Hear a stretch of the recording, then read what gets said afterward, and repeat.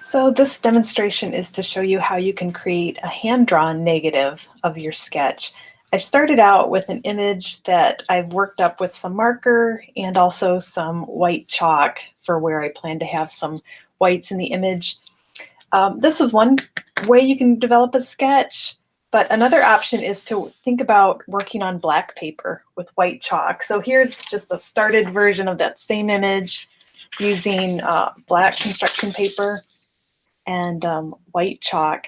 And then what you would do is you'd kind of think anywhere that you draw with the white chalk will be areas of your negative that you'll be drawing in with the paint marker. So the closer you hatch those white marks together, the higher, brighter value you'll get. And if you use smaller marks or more sparse marks, you can create some different tones. So I've just kind of done a quick mock-up here in this area under the arm. You know, if I were to finish this drawing, I would leave some of those areas black, which will end up being clear areas of the transparency, and everywhere that we indicate white, that will need to be black on our negative to block the light, since we'll be using this negative to expose our solar plate. So again, on the drawing, you may not need to color in the whole background, but you know in your final transparency that would have to be blocked in. So again, I won't spend a lot of time coloring this in, but you get the idea. Okay. So once you've decided how your sketch will be, we're going to be attaching a piece of transparent film. This is a piece of transparency that's designed to go through a photocopy machine or a laser printer. And you can also use wet media acetate if you plan to use a marker to draw on it. This works pretty well with paint marker, which is what I'll be using to create my negative. So to start with, I'm going to tape this on there so that I can kind of check my progress without having to worry about the film moving. I'm trying to plan a good spot where it won't interfere with where I need to ink things in. So I think actually the safest spot might be taping it down on an area that will be black in the final image. The white areas I'll be coloring in with marker. All right, so just to kind of show you how this works, these deco pens need to be shaken for a minute or two. I've already shaken this one quite a bit. And then to get it started, you often need to depress the tip on a piece of board. And if it starts to get dry, you'll need to do this too. So do it gently. If you're pounding it on there, you're going to crush the felt tip there, and your marks will be too coarse. But you do want the ink to be flowing pretty freely so that you get a nice dense coverage. So I'll just do a little bit of this.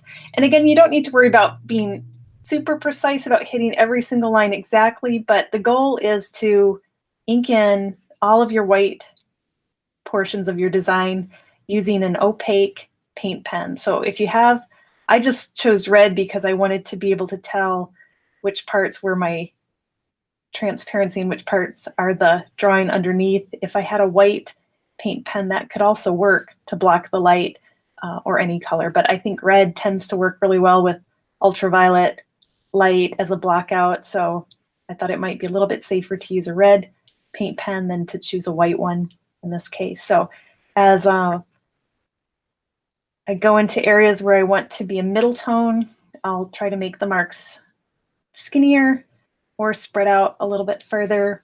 And then where I want the brighter tones, I'll be drawing in a little bit darker. So I'm going to try to let some of these lines follow the contours of the figure instead of just making a mechanical mark there. And as the pen gets dried out, you need to continue to pump that, because if it's not laying down a heavy layer of paint, it will not block the light. So make sure occasionally to check your progress against a light table or hold it up against a window to make sure that you've got a solid enough coverage. So under this arm area, I've got In the pure white areas, I don't need to be very careful because I just want to cover everything. There's a little curl there. I'm going to try to save.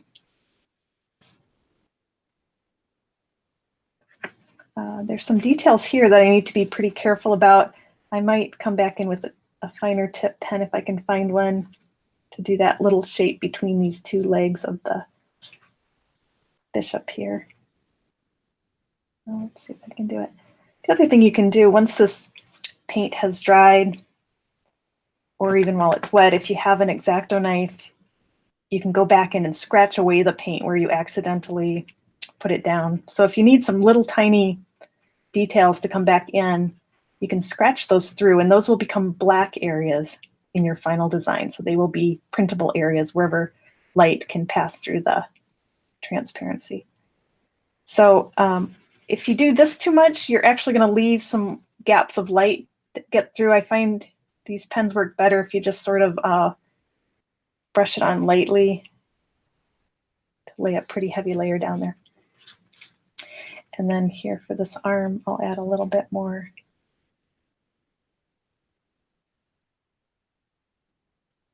So I'm just barely touching that marker down to create a little bit finer line than it tends to want to print. And I'm not worrying too much about hitting the line exactly, but I want to get the basic shapes of where those highlights need to be so that the image feels like it's got some volume. All right, for this cloud area, I'm going to have to be a little bit careful. One strategy would be just to ink the whole thing in and then come back in later and try to, actually this might work. I'm going to press pretty hard with the marker to leave a little bit of white in those areas and then lay it down a little bit heavier where I want the sky to be completely white. So lighter touch and just kind of dab it on. But I'll leave some of these thinner areas to allow those tiny lines to print as black to create clouds in the background. All right. So again, this whole background needs to be filled. It'll be kind of monotonous, so I won't do that on camera. But I'll show you how you would maybe start to fill those areas in. If you have access to Ruby Lith, which is a red transparent film, and you know how to cut Ruby Lith, that would be a much faster way to fill in these large white areas. But you could also cut a piece of construction paper, or that canary yellow copier paper also blocks light really well, so you could just create a stencil that will prevent the light from getting to those background areas. But because I have some of these really fine black lines that I still want to print in the background, that technique wouldn't work for this image. So I will have to color it all in. But as I'm coloring, I'm thinking, okay, if some of this isn't completely opaque and a little bit of those marks print, I want it to feel like it was intentional. So I'm going to fill in those background areas as if they're kind of following the forms of the cloud, so that if a little bit of light passes through and makes that part of the plate printable area, it will look like I did it on purpose.